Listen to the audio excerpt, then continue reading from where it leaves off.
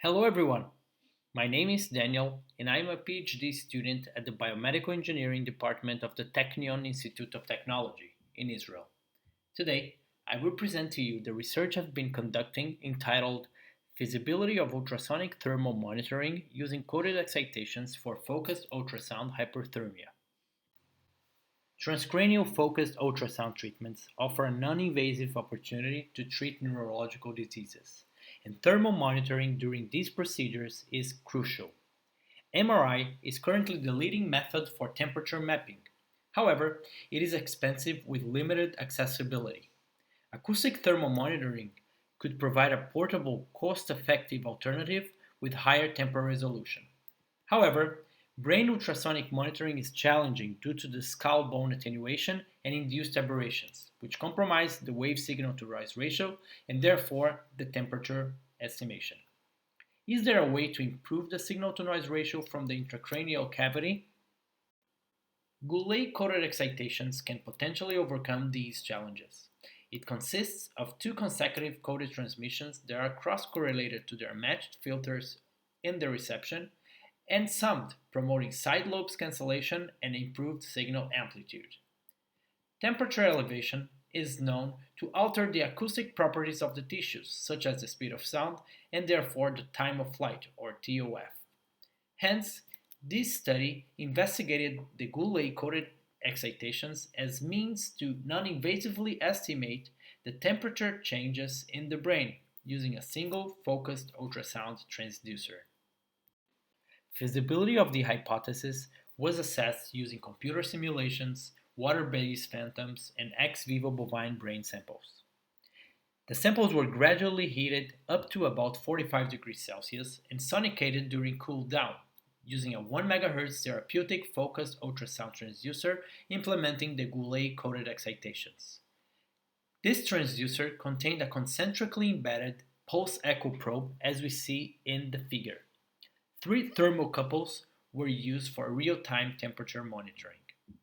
From the obtained decoded signals, the echo shift's trajectories as a function of temperature were registered. Similarly to echo strain algorithms, here, temperature estimation was obtained by defining a variable xi that mapped the relative change in the time of flight. For the hyperthermic range, xi behavior as a function of temperature was modeled as a linear function, and therefore, by simply reversing the equation, temperature estimation was possible. The schematic block diagram of the setup and the acoustic parameters used are presented here. The simulations demonstrated a substantial improvement in SNR. As we see in figures A and C, the peaks of interest became substantially visible after processing, and this was a direct result of SNR improvement as we show in figures B and D. Next, we studied the feasibility of our hypothesis using water-based phantoms. First, a calibration curve was obtained by measuring the parameter xi as a function of temperature. Then, new samples were positioned above a non-uniform bovine bone in order to reproduce a more realistic scenario. By comparing the measured temperature to the temperatures estimated using the previously obtained calibration curve, the mean absolute error was calculated and depicted in the slide. We then performed the same protocol as the one depicted in the last slide for white matter bovine samples. For the calibration curve, data from 8 different brain samples obtained from 3 different brain specimens was gathered. Then, the same procedure was applied with new samples positioned behind a bovine bone. The obtained mean absolute errors in this case were the ones depicted in the image. To summarize, feasibility of ultrasonic thermal monitoring using Golay-Coded excitations and a single focused ultrasound transducer was demonstrated. A two-step methodology is proposed. First, calibration and then estimation.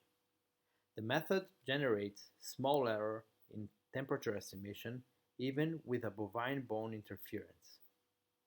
One MRI session is still required for the calibration step. We would like to acknowledge our collaborators and our funding sources.